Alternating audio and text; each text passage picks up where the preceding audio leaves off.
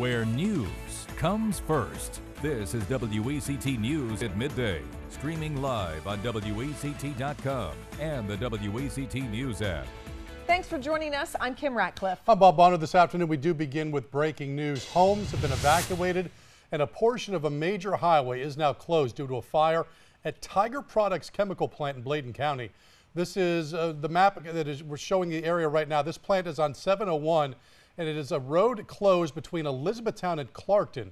We're told evacuations have been issued to homes a quarter-mile downwind from this plant. This is video of the location. No injuries have been reported so far. Any further updates we get into the newsroom, we'll bring you during this newscast. You can always check WECT News, the free app, as well as the website throughout the day. A drug dealer bringing heroin from New York to Wilmington will spend the next decade in prison. Montreal Daly pleaded guilty to several charges, including trafficking heroin and attempted escape from a county jail. During one arrest, Daly got caught selling heroin to an informant helping police. He also used his cellmate's identity to try to get out of jail. A judge sentenced him to spend up to 10 years in prison. New details on the murder trial of Nasheed Porter. A judge in Pender County decided within the last hour to allow prosecutors to use evidence and testimony from Obadiah Hester's murder to Porter's trial. Now, Porter's accused of killing Hester, who was set to testify against him for a murder that happened in 2012. Porter set to go on trial for the first murder case. He is representing himself. A man dead after a boating incident over the weekend. This story is new at noon. Boggin Sellers died early this morning at Columbus Regional Healthcare.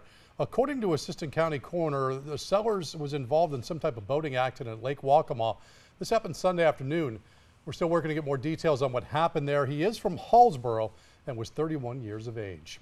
12:02 right now. We turn it over to Gannon. Checking out the forecast today. Gannon, stepping outside, just a different feel than it had yesterday. Yes, stifling heat and humidity in play for our Sunday. Both of those factors, the heat and humidity, rolled back a little bit today. So it's still plenty warm, still plenty sunny for you to hit the beach or the pool. If you're finding yourself here at Wrightsville Beach, for example, you're not hating life with that blue sky and turquoise water. North Motor's first look at Skycam in Wrightsville Beach. Let's headline the a bit cooler and less humid situation versus yesterday. By the way, Lumberton hit 100 yesterday, Wilmington 96. Heat index values in the triple digits.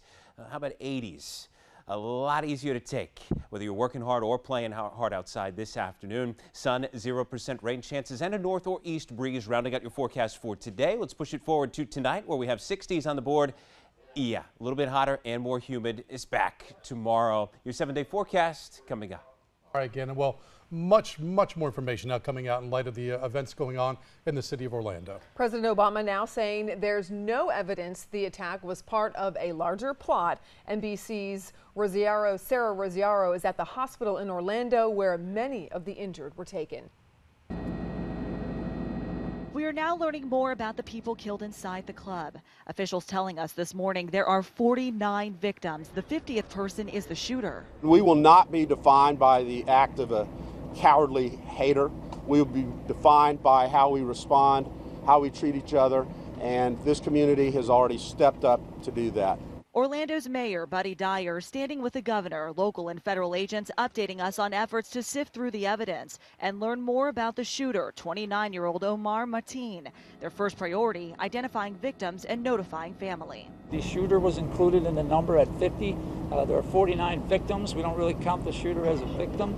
Investigators worked through the night to confirm IDs of 48 of the 49 victims, only notifying about half of the families so far. A grueling task for investigators and wait for loved ones. Mateen pledged his allegiance to ISIS in 911 calls after storming into Pulse nightclub with a handgun and AR-15 style rifle. Today, police tell us after he started shooting, he held hostages in the bathroom. Officers rushing in with bomb vests held Mateen in a standoff and used explosives to blow a hole through the wall, allowing others to escape to safety. The explosive breach did not penetrate the wall completely.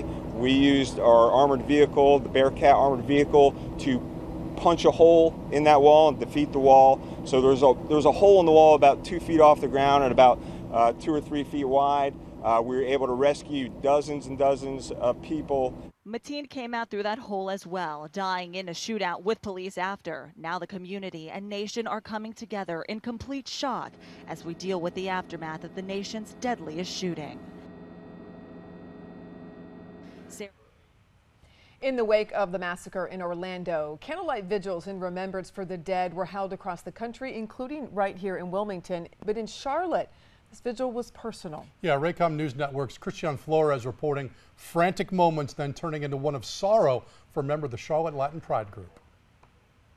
Everybody's lost, confused, scared, mad. While the entire nation hurts in the wake of the deadly shooting inside Pulse nightclub in Orlando, this horrific massacre cuts deep for Joshua Watkins. He spent the morning frantically checking if any of his friends were inside. I have a close friend there that was shot in the arm, and his partner did not make it out as of yet. This was the deadliest mass shooting in U.S. history. At least 50 were killed inside the gay nightclub.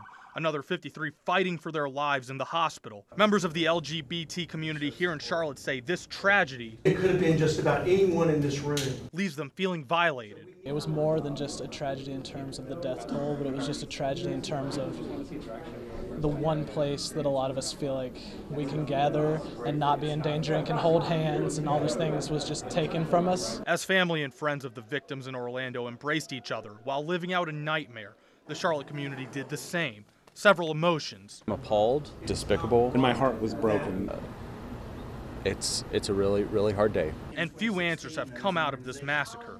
Rather, more fear. In the back of my mind, I'm going to be scared to go out anywhere. But Charlotte's LGBT community is standing united with Orlando. We are not an acronym, we are people.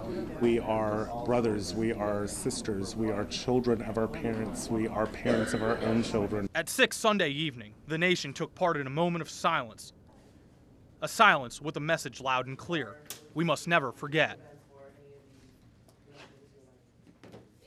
Get weather at your fingertips with forecasts, pinpoint radar, and more.